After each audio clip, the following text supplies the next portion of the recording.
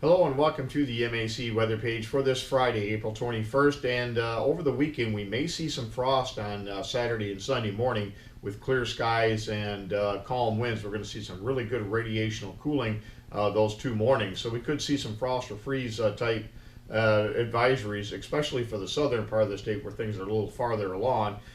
Do got some drizzle out there this morning, but overall looks like it's going to be a pretty dry weekend with lots of sunshine.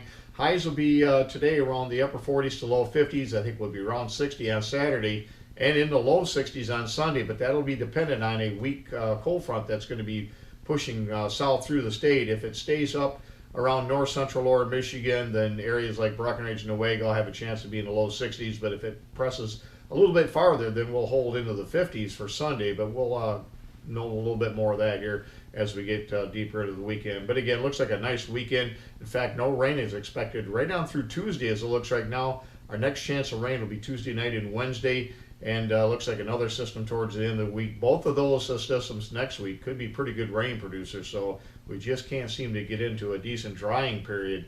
And you can see the extended outlook 6 to 10, 8 to 10, or 6 to 10 and 8 to 14 days. These red flags, when you see that kind of a trough out west and we're on the borderline of some of the heat, again, that's indications it's going to be a very stormy and active pattern, and you can see the precipitation forecast above normal, and I can't argue with that one bit. So we're going to continue to see, unfortunately, plenty of moisture here over the next couple of weeks. If we look at the normals for today, our normal high is 61 and normal low is 37. You can see it can get warm, 85 degrees back in 1985. If we look at the coldest and warmest temperatures across the U.S. yesterday, 107 degrees at Rio Grande Village in Texas. What else is new there? And the cold spot, 17 degrees at Yellowstone Lake in Wyoming.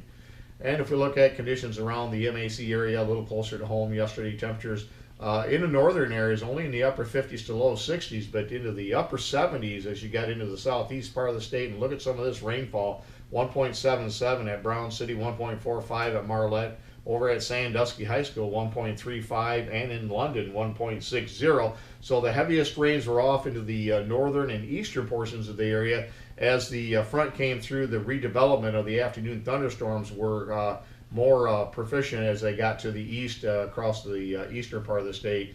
And if we look at the growing degree days, not really much out there. We do got the wheat though, and we got a few beets been put in. You can see as we get started here, the highest growing degree is up around 100 down there at Jasper, Blissfield, and at Lansing, leading the way so far. Again, just getting started with the season though.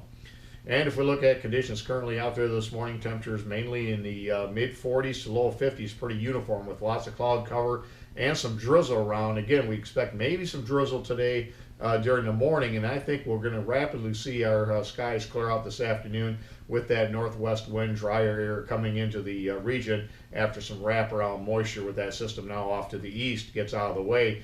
You can clearly see as you look at Minnesota, Iowa, that clearing rapidly moving through Wisconsin this morning, and that'll continue right on to the east. By the afternoon, we should see plenty of sunshine move in from west to east across the area. And if we look at the radar estimates of precipitation here over the last 2 days, and you can clearly see where those heaviest precipitation areas fell. And right here in some of the green and yellows would be about 3/4 of an inch or so. And pretty accurate, the Doppler radar estimates when you compare them to some of our locations around the area. And out there this morning on radar, you can see mainly some very light returns. This would be that drizzle moving off to the east. It should get out of the way. The forecast map this morning, low pressure system now off to the east. High pressure will move in.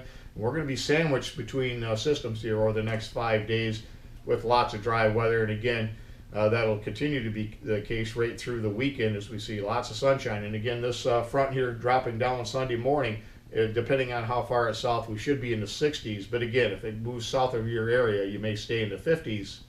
As far as precipitation over the next 5 days, right on through Tuesday night, you can see plenty of dry conditions across portions of the central Corn Belt into the Great Lakes.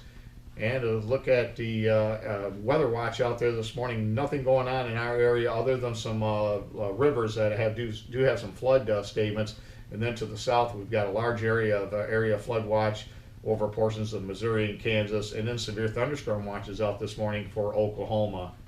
Thanks for stopping by and have yourself a great Friday, a great weekend. and 73s to all.